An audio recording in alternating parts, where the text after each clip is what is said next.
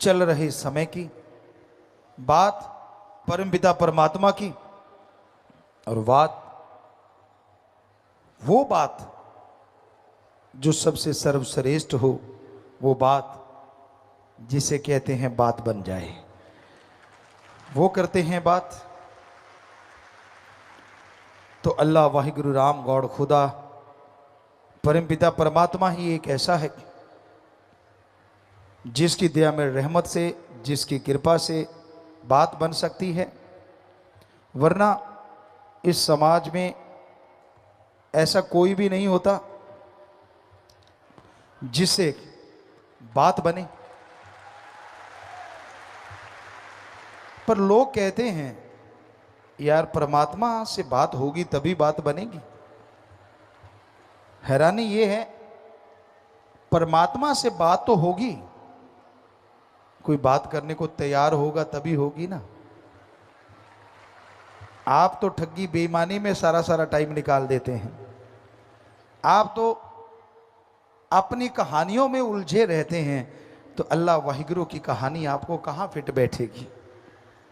यकीन मानिए, अल्लाह वाहिगुरु राम की कहानी के पात्र बन गए, सारी कहानियां ही आपकी मुकम्मल हो जाएंगी, सारी परेशानियां दूर हो जाएंगी। आपके हृदय रूपी कमल में वो खुशबू उठेगी जिसकी कल्पना आप नहीं कर सकते। तो आप अपनी बेचैनियों का, अपनी परेशानियों का अगर हिसाब चाहते हो तो मालिक के नाम का जाप किया करो। दिखावा करना, ढोंग करना आज के दौर में आम बात है। आप किसी इंसान को देख के ये नहीं कह सकते वो किस खसलत का मालिक है। किसी को देख के आप ये नहीं बता सकते कि उसके अंदर कौन सी भावना चल रही है, उसके अंदर क्या क्या हो रहा है। आप इंसान को जब देखते हैं तो उसके बाहरी दिखावे को देख सकते हैं। इस संसार में मीठी छुरियां बहुत, प्यार से बोलेंगे, प्यार से बात करेंगे, पर उनकी निगाह आपकी जेब पे होती है। उनकी निगाह अपना मकसद हल करने की होती है। उनकी निगाह अपना उल्लू सीधा करने की होती है, और कोई मतलब नहीं होता उनकी उस मिठास का।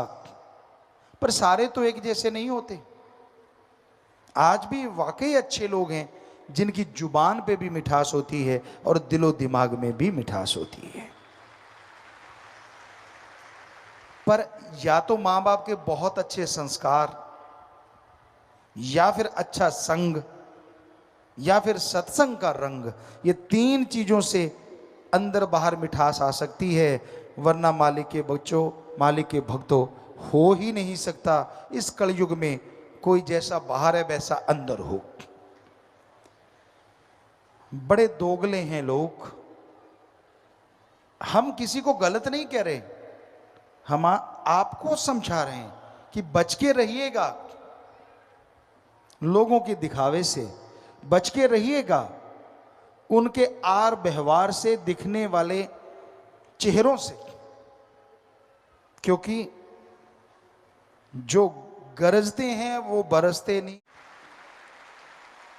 जिनको इश्क होता है अल्लाह से, सतगुरु वाहिगुरु गॉड से, वो किसी को बताते नहीं फिरते कि मुझे मालिक से प्यार हो गया, इश्क हो गया। इसी पे आपको एक दो बातें सुनाते हैं। एक मुर्गी बेचने वाला आया, उसने आवाज देनी शुरू की, मुर्गी लो, मुर्गी ले लो। लोग आने लगे, मुर्गियां लेने लगे कि हां रेट बताइए। मुर्गी बेचने वाले ने बोला ये 2 रुपए की, ये 3 रुपए की, ये 5 रुपए की, पहले समय की।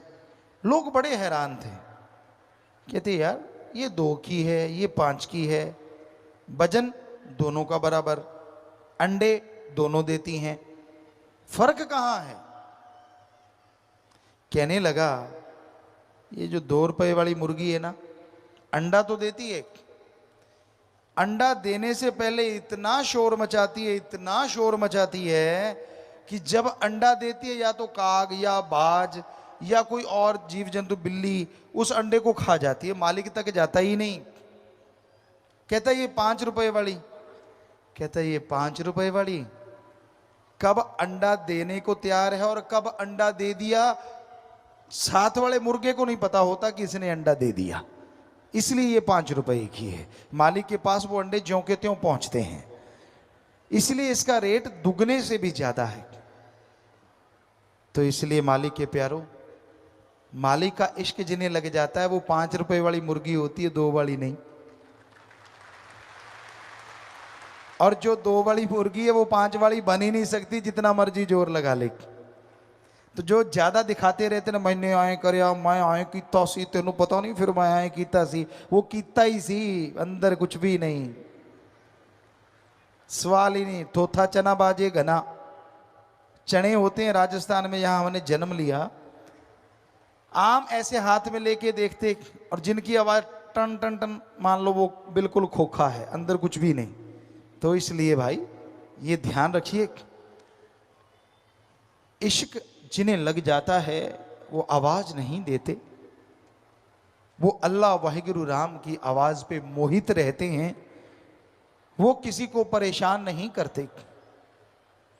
अब मालिक से आप प्यार करते हैं, उसकी भक्ति राम नाम जाप करने लगते हैं, सुबह सवेरे उठे सारे परिवार को सूली चढ़ा देते हो, गर्म पानी करो, टावल रखो, फट्टी रखो, ये करो। परिवार कहता है यार आफत आ गई, ये बंदा क्या कर रहा है। कहता तुम्हें पता नहीं मैं तड़के उठ के भक्ति करनी है। भक्ति तूने करनी है, सूली पे सारा टब्बर चढ़ा दिया, फल तुझे टट्टू मिलेगा, कैसे मिलेगा बता। कितनी बद्दुआएं जुड़ गई तेरे साथ। बेचारे बच्चे आराम से सोए हुए थे, उनको उठा दिया, माँ सोई थी उसको उठा दिया, बहन पति पत्नी जो भी है उनकी तो तूने रेल बना दी। इससे अच्छा नहीं खुद बाल्टी भर नहा, किसी को पता ही ना चले कि सुमन कर भी लिया और 5 रुपए वाली मुर्गी बन जा। पाले भगवान को। तो जो मान बड़ाई के भूखे होते हैं ना, वो अंदर से खाली होते हैं, और जो अंदर से भरे होते हैं उनको मान बड़ाई नहीं चाहिए। वो तो कहते हैं यार मैं तो खाक हूं, वाहिगुरु अल्लाह राम सतगुर करने वाला है, मैं तो कुछ भी नहीं।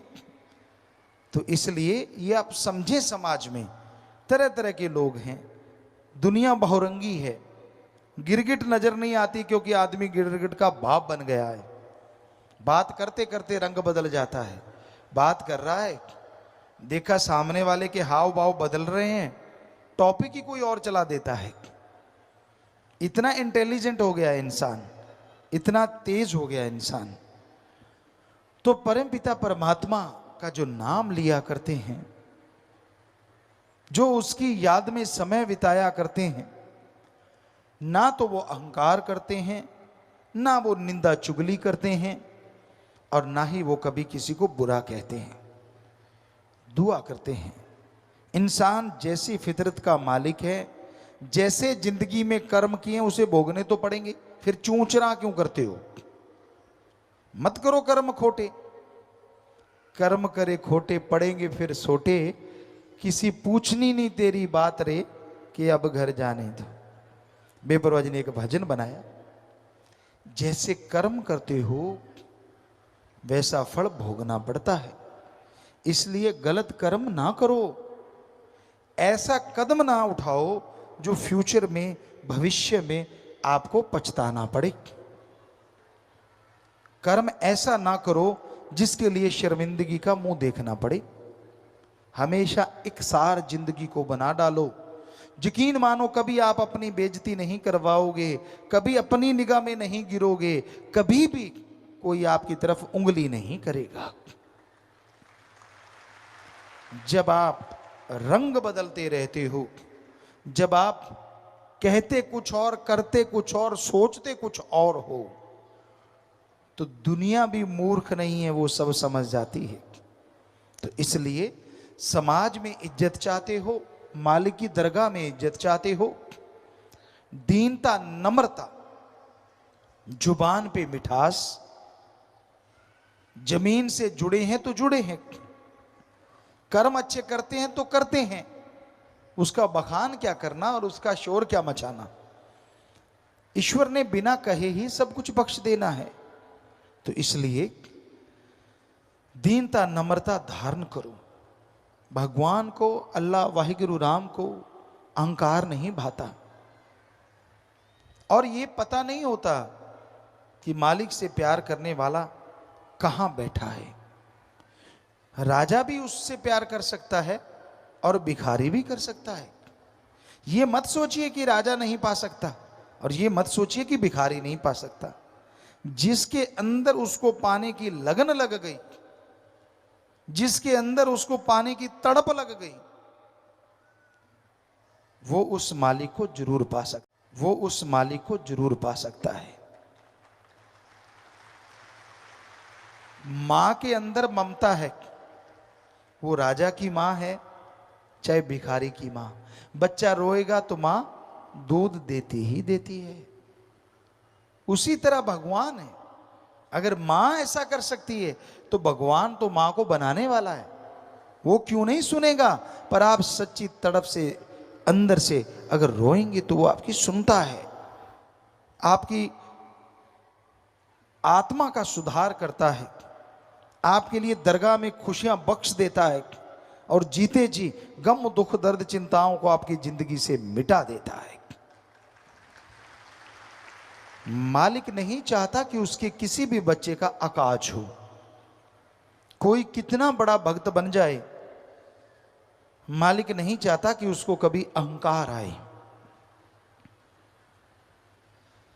एक बात आपको सुनाया करते हैं। मूसा अल्लाह मालिक को बहुत मानता था, बहुत मोहब्बत करता था। और इस मोहब्बत के दौर में चलते चलते उसे पता ही नहीं चला कब अहंकार उस पे सवार हो गया। और मालिक नहीं चाहता कि उसके भक्त को काम वासना क्रोध लोभ मोह अहंकार मन माया घेर ले। तो मूसा एक दिन जंगल से जा रहा था।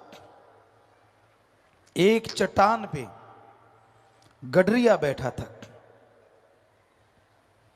मूसा ने देखा ये कर क्या रहा है। आंखें स्टिल खुली हुई हैं, हाथ दुआ में उठे हुए हैं और ऊपर देखे जा रहा है और बोले जा रहा है। मूसा पास गया, क्या सुना। हे अल्लाह, अगर तू बीमार हो जाए तो मेरी कुटिया में आना। हे परवरदिगार, मैं तुझे भेड़ों का दूध पिलाऊंगा, मैं तेरी मालिश करूंगा, मैं तेरे चरण धो के पीऊंगा, मैं तेरे चरण दबाऊंगा।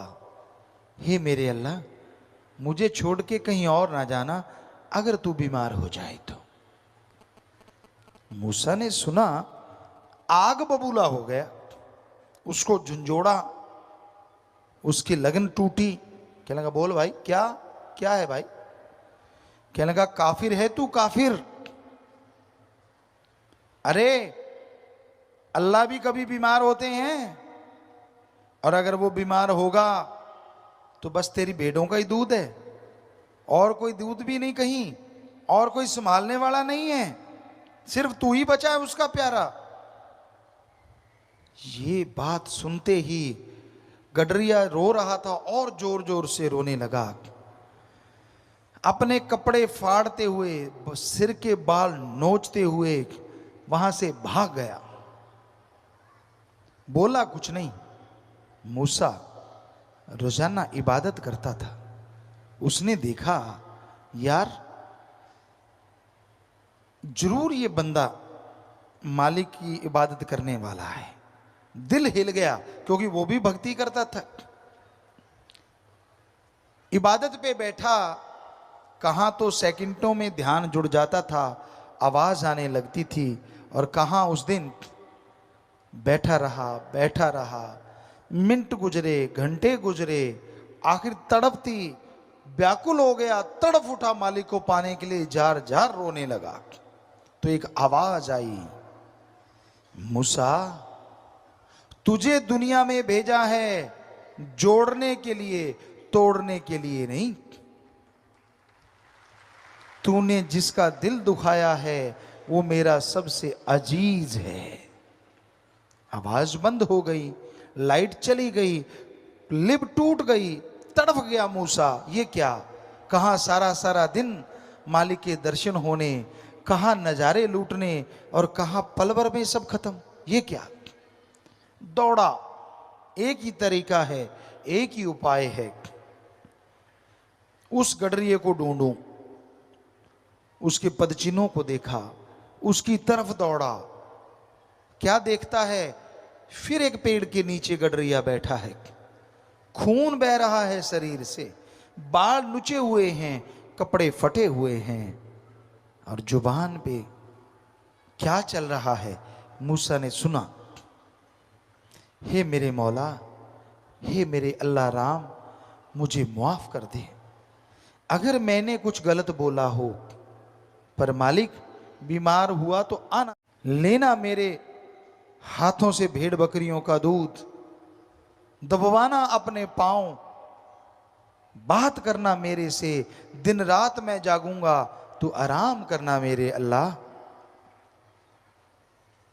मूसा की आंखें खुल चुकी थी, समझ गया यार ये तो बड़ी बातें कर रहा है, इस इतनी बातें तो मैं ही नहीं कर पाता। मैं तो सुन्न समाधि यानी सुन्न हो जाता हूं, बात ही नहीं होती, और इसकी तो जागृत समाधि है, इसके तो प्रत्यक्ष मालिक है। फिर भी उसको जगाया तो उसने पूछा बड़े प्यार से, मोहब्बत से, भाई अब क्या है। कहीं ना कहीं अहंकार की कोई बूंद बाकी थी। मूसा कहने लगा, मुझे माफ कर दे भाई, क्षमा कर दे। अल्लाह ने मुझे बताया तू तो उसका सबसे अजीज है, मेरे से गलती हुई, मैंने तुझे गलत बोला। यानी ये बताया कि अल्लाह मेरे पास आया तो मैं तेरे पास आया हूं। कहीं ना कहीं अहंकार की बूंद। आगे से गडरिया ने कहा, हे मेरे भाई, मुझे माफ तू कर दे, क्योंकि जिस अल्लाह की तू बात करता है वो तो 24 घंटे मेरे साथ रहता, भेड़ बकरियां चराता रहता है, पर जब तू आता है तो अल्लाह चला जाता है, इसलिए मुझे माफ कर दे। और रोंगटे खड़े हो गए, जार जार रोने लगा, तड़फ उठा मूसा, यार मैं ही अपने आप को फन्ने खा समझता था कि मैं ही हूं उसका प्यारा भक्त, यहां तो पता नहीं क्या से क्या है, बकरियां चराने वाला और इतना अजीज। सो कहने का मतलब वो किसी की जमीन जायदाद नहीं देखता, वो धन दौलत नहीं देखता, वो कपड़ा लत्ता नहीं देखता, वो देखता है आपके दिलो दिमाग में उसके प्रति कितनी तड़प है, कितनी लगन है, कितनी श्रद्धा है। जितनी श्रद्धा जिसके अंदर होगी उसकी दया में रहमत मूसलाधार उस पे बरसेगी, खुशियों से माला माल कर देगी। सो मतलब परस्त मत बनो, जैसी लगाई है उससे उसे बढ़ाते जाओ, जैसा मालिक से प्यार लगाया उससे बढ़ाते जाओगे। एक कदम आप चलोगे वो आपकी तरफ लाखों कदम चला आएगा,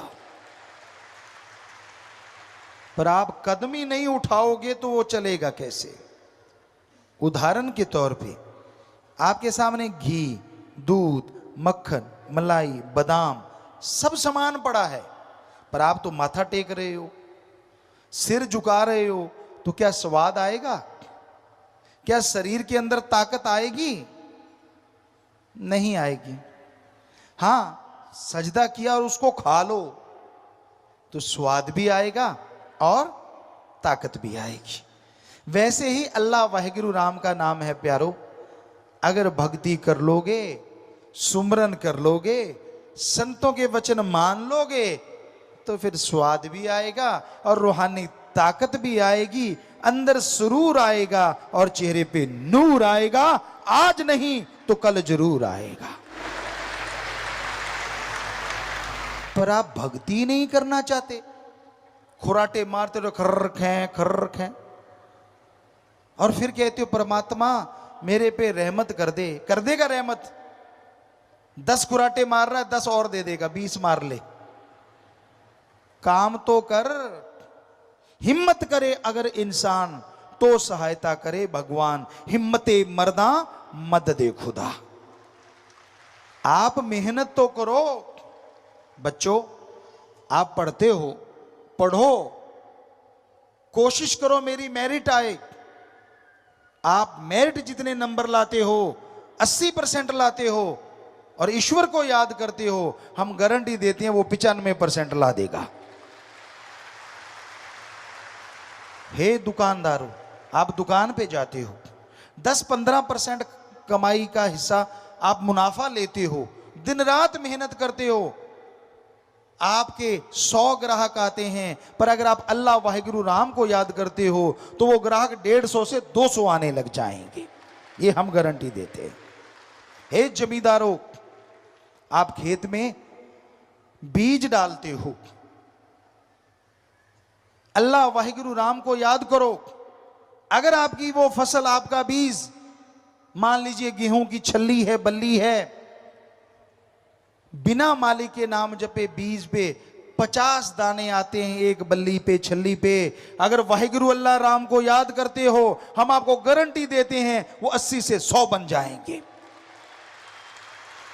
ऐसे देता है परमात्मा, ऐसे देता है परमात्मा, रहमो करम ऐसे करता है।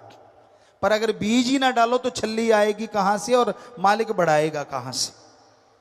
सो कहने का मतलब, जो भी आपका पेशा है, शर्माना क्या, पर उसमें मेहनत जरूरी है, लगन जरूरी है। सिर्फ रजाई लेके जुल्लड़ तोड़ रहे हो तो और 2 तोड़ दोगे, वो रहमत कर देगा। कहने का मतलब, कड़ा परिश्रम करो, हार्ड वर्कर बनो, मेहनत किया करो। सबसे पुरातन धर्म है हिंदू धर्म। वेदों की बात, उससे पहले की बात। और जब हमने रिसर्च किया, ध्यान में बैठे, बहुत कुछ नजर आया, लेकिन यह भी नजर आया कि युग जब शुरू हुए, ये चारों युग नहीं, उससे पहले का टाइम, ये तो तब से शुरू हुए जब से आदमी ने गणना शुरू की, गिनती सीख गया। उससे पहले तो किसी को पता नहीं कितने युग बीते, कौन कौन से युग बीते। तो उसमें जो आदमी थे, जो मालिक को मानने वाले होते थे, खाना नहीं खाते थे जब तक उसकी भक्ति 2 मिनट कर नहीं लेते थे। बैठ जाते थे, मालिक को याद करते थे, एक कौर तोड़ते थे। मान लो एक रोटी खा रहे हैं आप, तो रोटी की कौर तोड़ी, उसको छोटा छोटा किया, फिजा में फेंक दिया।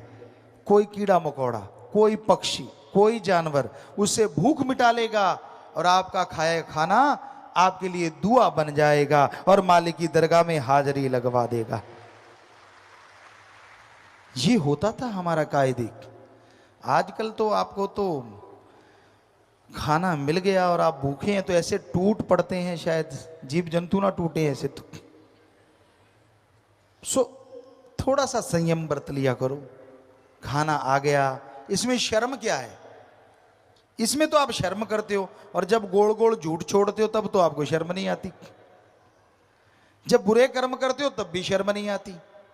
जब दिखावा कुछ और कर्म कुछ और, जिनका आपस में तालमेल ही नहीं है, तब भी आपको शर्म नहीं आती। लेकिन जब सुमरण करना पड़े, यार सामने खाना है, मालिक को याद किया, उसकी भक्ति की, फिर खाना खाया, तब आपको शर्म आती है। नहीं, हम आपको सच्ची बात बताएंगे और आपके फायदे की बात बताएंगे। सुबह उठते हो, मजा आ जाए, उठते ही जुबान पे आए, हे मेरे सतगुरु, हे मेरे राम, हे मेरे वाहिगुरु, हे मेरे अल्लाह, शुक्र है तेरा। यकीन मानिए, कोई पता नहीं आपकी आत्मा की आवाज कब निकल जाए और कब वो कबूल कर ले और कब खुशियां बख्श दे, पता ही नहीं।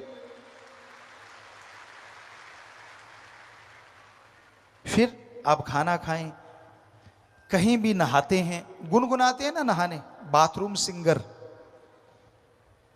ज्यादातर लोग हैं आप में से, बाथरूम में इको बन जाती है। और जब आप गाते हैं कोई सुनने वाला होता नहीं, टोकने वाला होता नहीं, और आपको लगता है यार मैं तो रफ़ी बन गया इंडिया के अकॉर्डिंग, किसी को लगता है मैं लता बन गया, पता नहीं क्या क्या बन रहे होते हैं आप, और क्या सुर बेसुरे चल रहे होते हैं वहाँ कहने सुनने से परिक।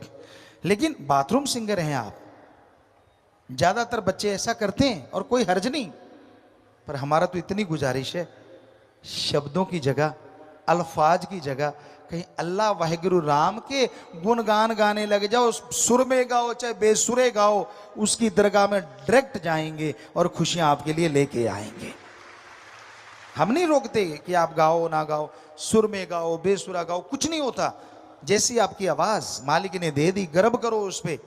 कभी ऐसे मत सोचो कि नहीं यार मेरे में ये कमी वो कमी। ऐसे तो हमारे पास तो इतनी चिट्ठियां आती हैं, ट्वीट आते हैं आजकल, कहें पहले ट्वीट नहीं थे, चिट्ठियां आती थी, पिताजी मेरा नाक उसके नाक जैसा बना दो, मैं मोटा हूं पतला कर दो, पतला हूं मोटा। मोटा कहता है मैं टेढ़ा होके सोता हूं तो अगर कोई साथ बैठा हो वो नीचे गिर जाता, पेट जाके लगता डम। पतला कहता है मैं इतना पतला हूं, पासा लेता हूं तो मेरी हड्डी जाके बाजू पे लगती है, यानी बाही पे लगती है और कड़ाका सा पड़ता है, दर्द होने लग जाता है। संतुष्ट कोई नहीं है। गोरा है तो कहता है मैं गोरा ज्यादा हूं, काला कहता है मैं काला ज्यादा हूं। अब संतुष्ट कोई नजर ही नहीं आता। किसी का नाक चपटा है, किसी का तीखा है, किसी का टेढ़ा है, किसी का ऊपर को, किसी का नीचे को। ये नहीं कहते परमात्मा ने जो बना दिया यार बढ़िया बना दिया, इंसान बना दिया, गधा नहीं बनाया, शुक्र करो उस परमात्मा का, बस बात खत्म। सो संतुष्टि तो किसी को आती ही नहीं किसी भी चीज से। जैसा कोई है मर्जी उसकी, आपको क्यों तकलीफ हो रही है? आप अपने आप को संभाल लो, इतना ही काफी है। कभी टोंट ना कसा करो दूसरों पे। दद्दा दोष ना काहू दीजिए, दोष कर्मा अपने यहाँ, जो मैं किया सो मैं पाया, दोष ना दीजिए अबर जना। कौन कैसी जिंदगी जी रहा है, जीने दीजिए उसे, रहने दीजिए मस्त। अगर आप मां बाप हैं तो भी, और अगर आप बच्चे हैं तो भी ठीक है। कोई गलत रास्ते पे चल रहा है, रोकना आपका फर्ज, टोकना आपका फर्ज, समझाना आपका फर्ज। पर अगर कोई गला उखाड़ने ही आ जाए तो हाथ जोड़ के किनारा करना भी आपका